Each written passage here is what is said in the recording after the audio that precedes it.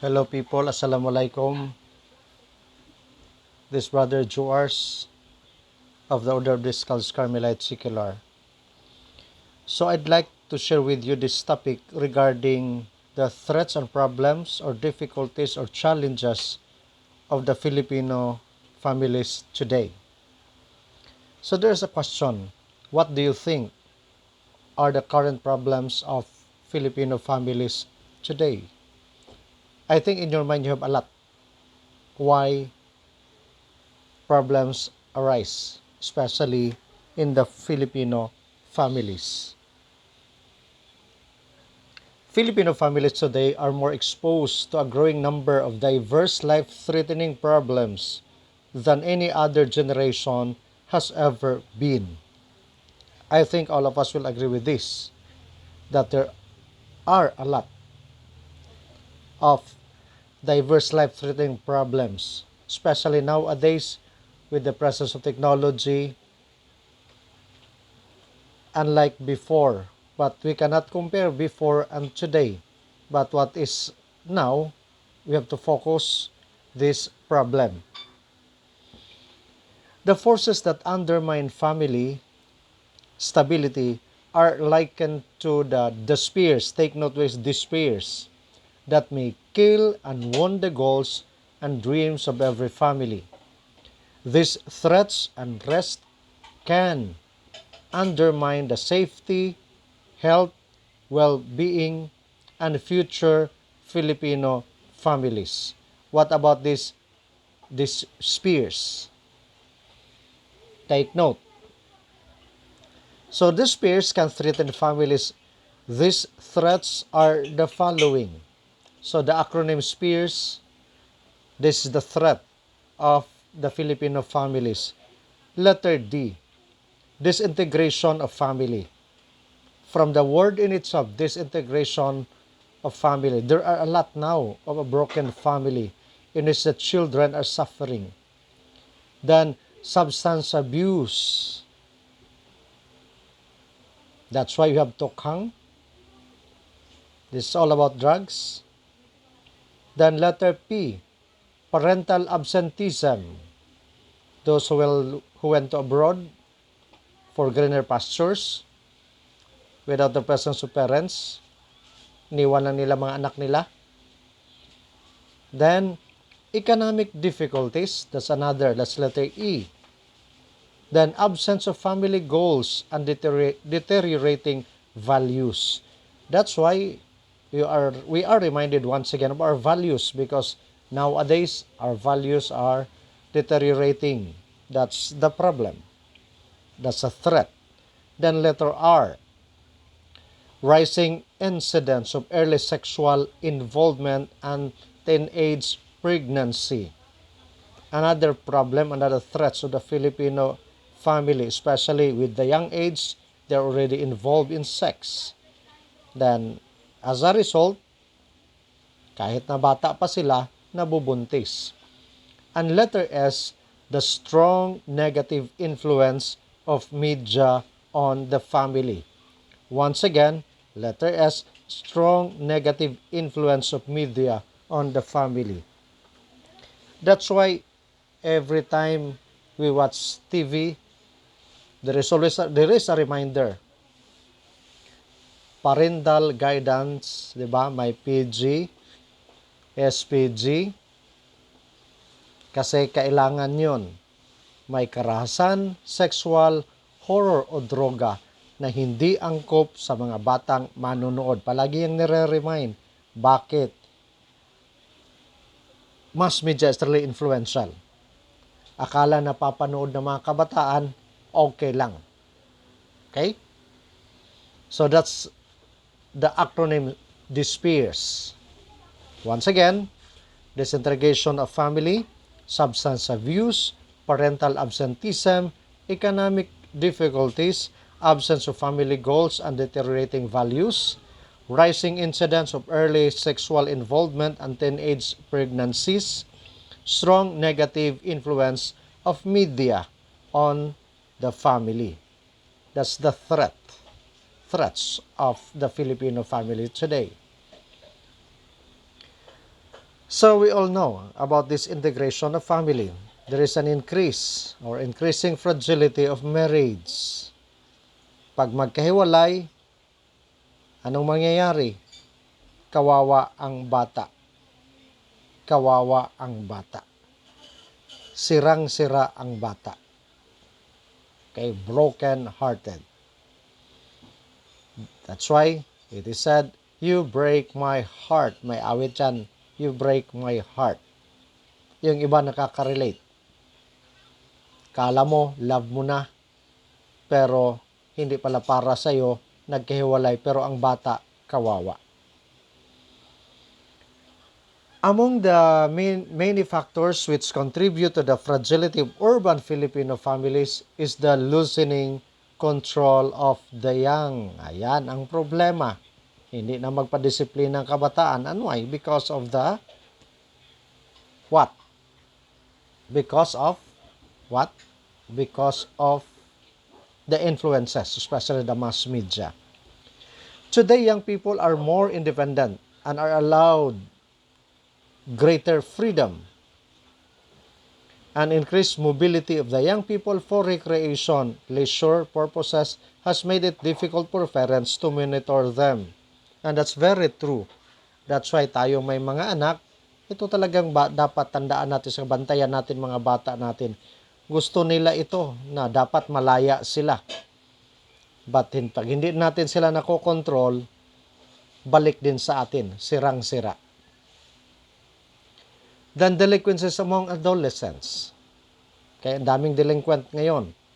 Juvenile delinquency, that can be explained by the failure of social control, which is one of the responsibilities of the Filipino.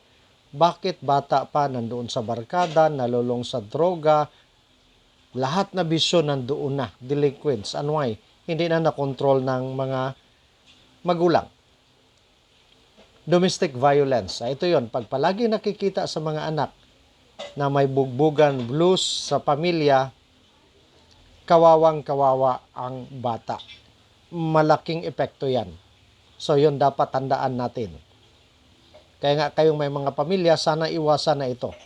Kasi magka-problema talaga. Hindi lang kayo ngunit ang bata. Okay? Physical, psychological, and verbal abuse. That's one thing. Palaging narinig yung ang bata, nabubuang ang bata. Tsaka, psychologically, kawawa siya. Okay? So, ano yung mga verbal abuse? Ang dami. Narinig sa mga matatanda, rinig din dito sa mga bata, at ang bata, kaya nga, magiging manhid ang bata, then to the point na maging delinquent siya. O delinquent siya. Then this domestic violence takes place when the victim and the perpetrator are either related to each other by blood or affinity or live in the same household. So yon, nangyayari yan within. Okay? Domestic violence, ibig sabihin within the family. Then kawawa pag ang penetrator o perpetrator nandyan, kadugo lang, maaring ama, maaring uncle, o kung sino man na nasa isang household. Ano itong mga domestic violence? Rape. Alam natin yon, maraming kaso na. Incest. Spouse battering. Sexual harassment. Physical, verbal, and psychological and economic abuse. That's why we have the law. Republic Act 9262, the VAUSI, Violence Against Women, and the Children Act of 2004, because that's type of the domestic violence. So take note. Then this substance abuse, this refers to the continued use of substances that affect the way a user function physically and socially. It results to social or occupational impairment. The following areas where drug posers usually transact business. So ito yung tandaan. Kaya nga galit na galit si Pangulong Duterte sa droga. I hate drugs. Diba sabi niya, there's so much problem in this country. That's why he hates drug. That's why we have war on drug. And because of that, ang problema, friend man niya ang tagagawa ng droga, ang China. Doon man galing ang droga, but he hates drug. So you look at the paradox. Yun yung problema. Until today, aalis na lang siya, nandyan pa rin ang drugs. Kaya nga ngayon, napansin nyo, ang nahuli, bulto-bulto na. Bulto-bulto na. Saan galing? China. Why? Alagang China, si Duterte, yun ang problema ngayon. Mawala na lang siya sa mundo, nandyan pa yung droga. So ito yun, kawawa ang mga bata kasi hindi rin natin nakokontrol. Okay? So doon makikita ang transaction. Shopping malls, the markets, school premises, other crowded areas where they can go about their business unnoticed. Internet cafes, cafe. So ang dami nating nalalaman dito. Halos araw-araw sa balita naririnig natin ito. Then the dangers of drugs. Once a person starts using drugs and succumbs to repeated use, it becomes hard and painful to quit on his or her own volition. The most frightening effect of drugs use is dependence. So, yan yung bantayan natin, mga parents. Then why do children and young adults use drugs? The most common reasons given by children and young adults is that these prohibited drugs are relatively easy to get. Pushers roam neighborhoods where children could be easily lured and victimized. Ayun. Kasi kadali lang. Daming droga. Ulitin ko, saan galing? China. Sa China. Na grabing, pag China pag-usapan, galit na galit talaga ang Pangulo. He hate drugs, but he loves the makers of drugs. Sira ang pamilyang Filipino, ayaw niyang masira, pero Charlene ang sumisira. Tandaan natin yun. Then, other reasons which are more serious and should be given immediate attention. Tandaan ninyo ito ha. Abusive parents. Yun talagang problema. Pinakarason yun. Family problems. Then, peer pressure. Especially yung peer pressure. Tikman mo ito kasi para kang ganito, wala kang pakisama sa amin. Then, if the child is also insecure, magdroga tayo para maging secure tayo. Then, the feeling that parents have given up on the child. Sa ang daming issue. Remember yung vlogger na kinasuhan yung pinakapangit sa mundo na vlogger at nakuha niya yung pinakamaganda namang 16, 17 years old? And why? Kasi yung bata, hindi ako mahal, inabuso ako ng aking stepfather. That's a problem.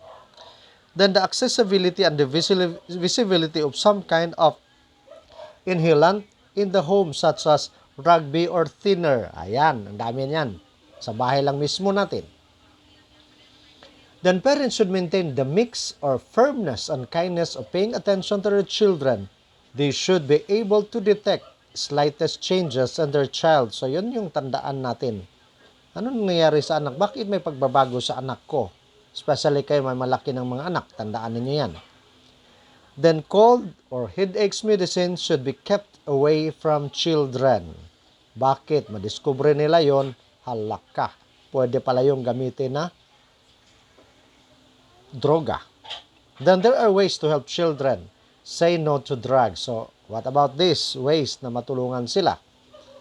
Say no to drug. Kaya minsan nakita natin sa mga wall, say yes to God, say no to drugs.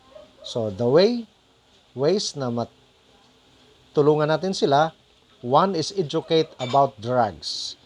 Pakita, the drug is good. But if it is abuse, so may nabibili, o kahit na. Kasi when you talk about drug, good talaga yan.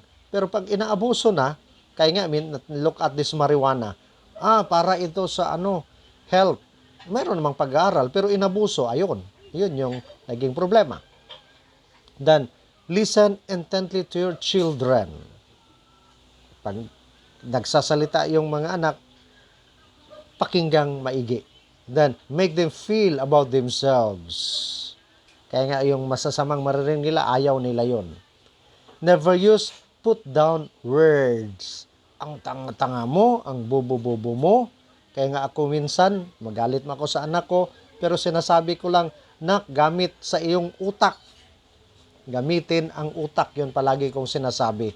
Para hindi masyado masakit. Okay? Gamit lang utak ba? Okay?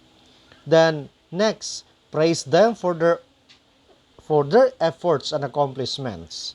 Very good, nak. With high honor ka, with honor ka. Hanga ako sa'yo. Very good. Ituloy mo yan, nak. That's why now, parents in the social media, pag malapit, pag may convocation, pag may lahat, na, congratulations, we are very proud of you. Ayan. That's one thing. Then do not dwell on failures. And that's very important. Do not dwell on failures.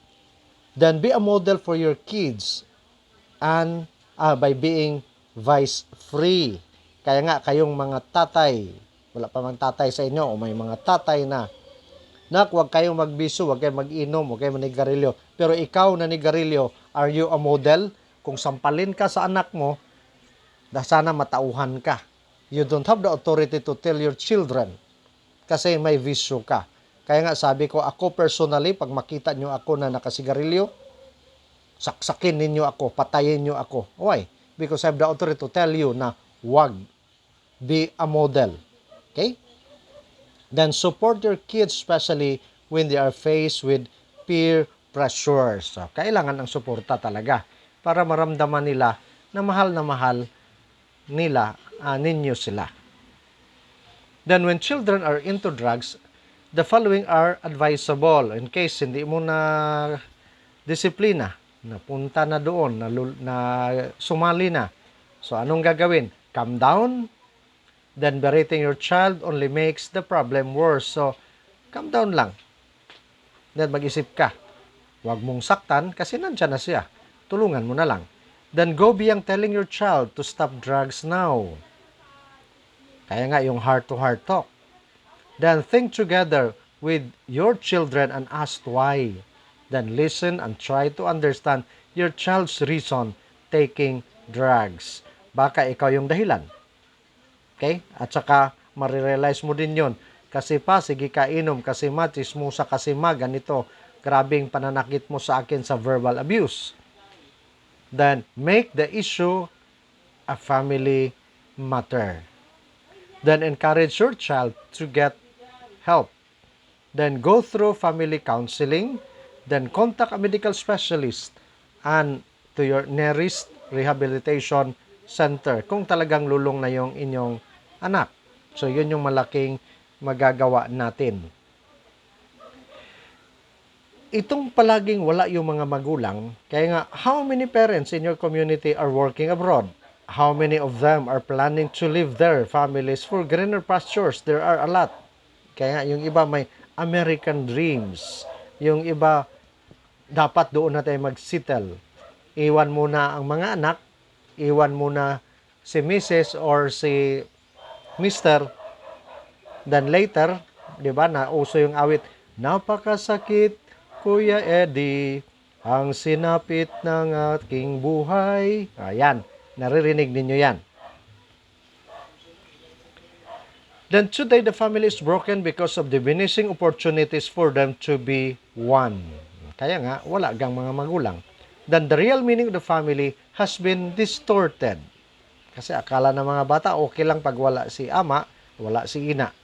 Then family is equated with material possession. Many parents leave their young children to seek better economic opportunities. Nak, para man yan sa inyo, ginagawa ko ang lahat. Bakit ito yung kapalit na ipinakita mo sa akin? Bakit nalulong ka sa masamang bisyo? Ang problema, yun yung malaking problema. Then many parents replace their presents with the latest gadgets. Ayun yung iyak ang bata, o sige, bigay mo yung gadget na yun o ang tablet para tatahimik yan. Kaya nga yung iba hinayaan na lang sa TV, sa mga gadget. Ang mga bata nga, tuwang-tuwa yung parents, grabe, sige panood ng TV, sige panood ng mga English film. English speaking din yung anak ko. masaya sila, pero ang anak niya tulala, walang kaibigan.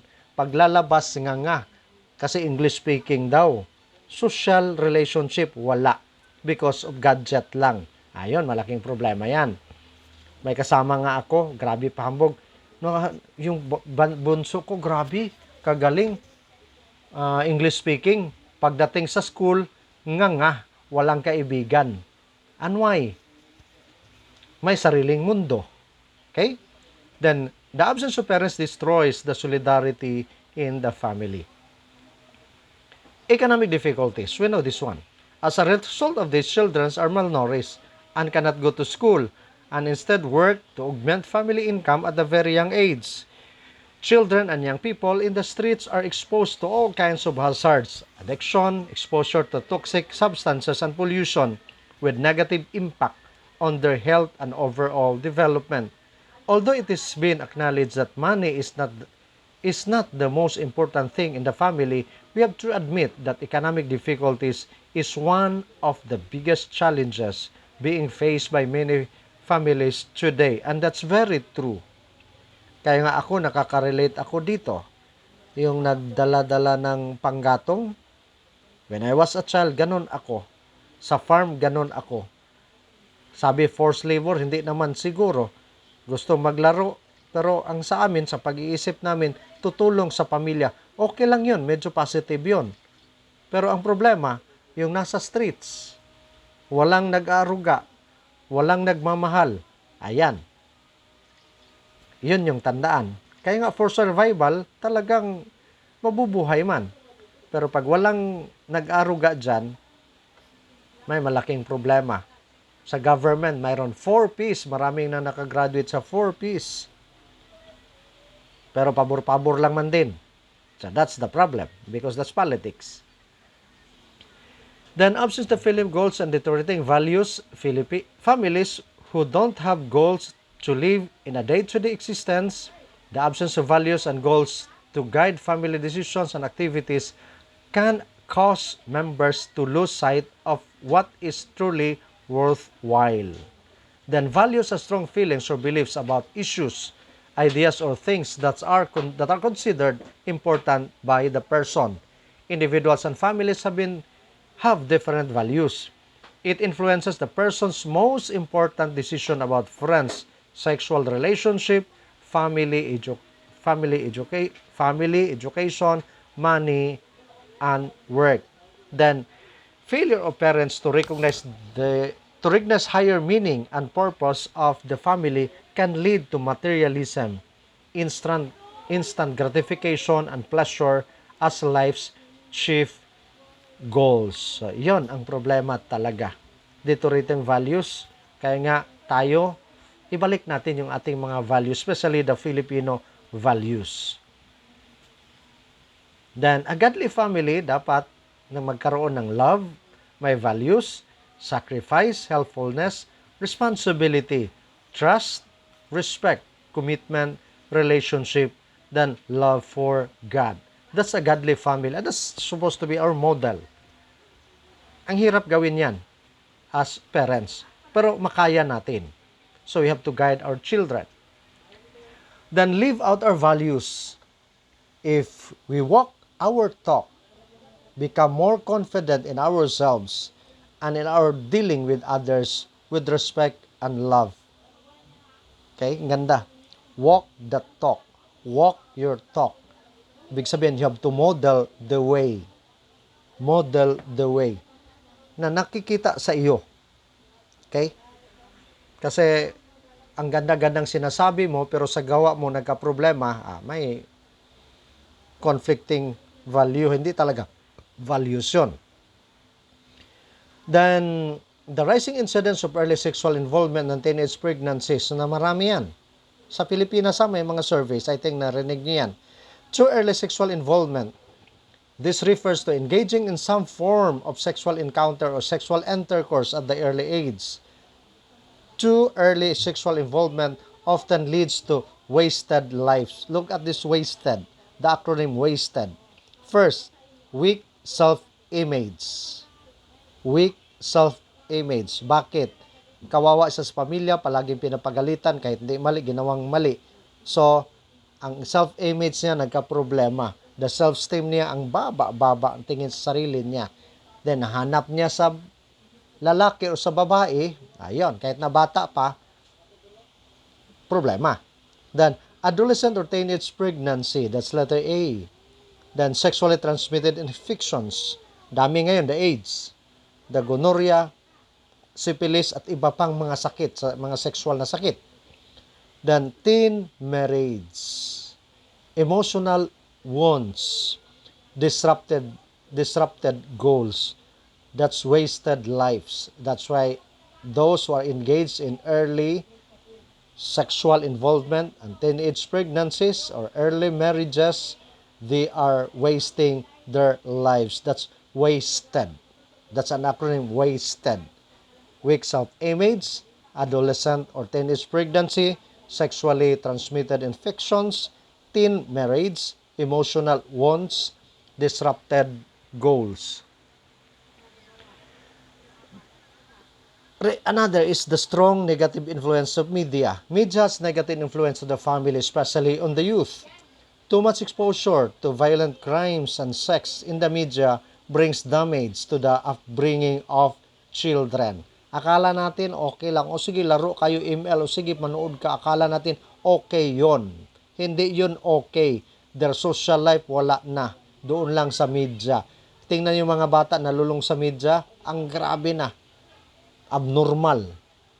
Why? Yes, it's really abnormal. Kasi their interrelationship, social relationship with their peers, wala. Kahit na nasa paaralan sila, kahit na English speaking pa yan sila. Then because of media, the interpersonal relationship in the family seems to have neglected. Family ties that used to be very close are being threatened.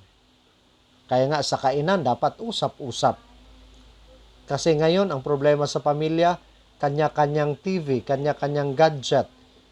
Kain na tayo, asa ka na, manood muna ako ng ganito, asa ka na, Netflix muna ako, ay mga kabataan, asa ka na, laro muna ako ng ML, asa ka na, mag-Korean movie muna ako, may marathon ako. May problema. Okay? Then we just become the babysitter, taking the place of busy parents. And that's the reality now. Kaya minsan ako konsensya din ako minsan from trabaho, pero I have to see to it, kahit na may pagkukulang ko, I have to see to it na I have to take care of my baby. Kargahin ko talaga yan. Okay? Ano ay para maramdaman, hindi yun palitan, yan ang gadget. Laro ka muna. Okay? Then the following overcomes family threats and challenges. So pwedeng ma-overcome din itong threats natin, itong problema at saka challenges sa Filipino families. Ang the word, yung acronym din na overcome. So tingnan nito. O, open and honest communication between spouses and children should always be encouraged. Then V, violence or any form of abuse should not be tolerated. E, empowerment of family members. How to empower family members? Kung may makakayahan siya, hayaan siya. I-guide lang siya. Kaya empower, utusan ang bata. Pagluto, paglaba. Hindi yun, ay kawawa ang bata ko. Hindi, utusan mo, empower mo siya, hindi lang ikaw. Okay? Relationship family members must be strengthened. Then, communications, relationship, decision-making, and problem solving skills of family members should be developed and harnessed. Ang ganda ito. Usap lang. Kung may desisyon sa pamilya, usap. Kung maintindi ng bata, isali. Then, outings and get together with the family should be done regularly. Ngayon, pandemic man, problema. One time nga, after how many months o year, dinala ko ang mga anak ko sa Grand Mosque para silang mga hayop na nakawala sa lungga. Takbo dito, takbo doon, and why? Kasi nakulong nga sila. That's why it's also a challenge to all of us. Pag wala itong pandemic, kailangan may outing together, and why? Para yung bonding with the family. Kaya nga ako, kita ninyo minsan, nagbablog ako, punta kami sa bundok, and why? Kasi that's part of our bonding. Then, the media exposure of children should be closely monitored. That's letter M. Then, economic activities that contribute to family welfare should be ensured. Then, spiritual family member should be nurtured. Whatever is your religion, spirituality is very, very important. Magdasal. Kami, as Christian Catholic, every night, hindi namin talaga makalimutan. We have to pray the Holy Rosary because we have the saying, the family that prays together stays together. That's part of spirituality. Pag Sunday, simba. Pero ngayon, pandemic, wala mang simba sa Sunday. Saturday, hindi man din kasali mga bata. So, nagka-problema. But anyway, that's a challenge. And in short, we can overcome those challenges and problems of our family threats by using the word acronym overcomes. Then our children are our future. Adolescents have tremendous capacity to contribute to country's development. Parents should work hard to develop their child and empower them to make the right choices and responsible decisions. And with that, I hope you learned something. God bless you all. At saka, I'll be asking you a reflection about these challenges, difficulties, threats of the Filipino families. God bless you all.